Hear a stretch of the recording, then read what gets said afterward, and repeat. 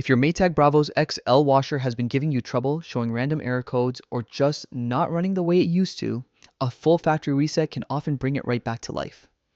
In this quick and easy guide, I'll walk you through exactly how to reset it so you can get things working smoothly again. Let's start with the simplest step. Go ahead and unplug your washer from the wall.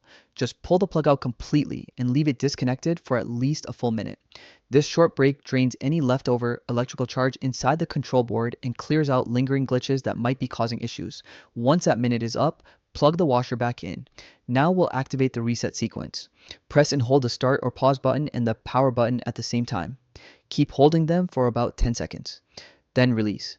You may see some lights flicker, buttons flash, or even a few codes appear on the display. That's perfectly normal and simply means the washer has entered the reset process.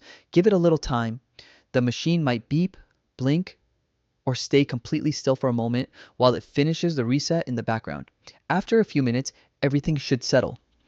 When the panel returns to its normal state, your Maytag Bravos XL is officially restored back to factory settings. That's all it takes. A quick reset can save you from unnecessary repairs and get your washer running the way it should again. If this helped, feel free to check out more simple appliance fix guides just like this one.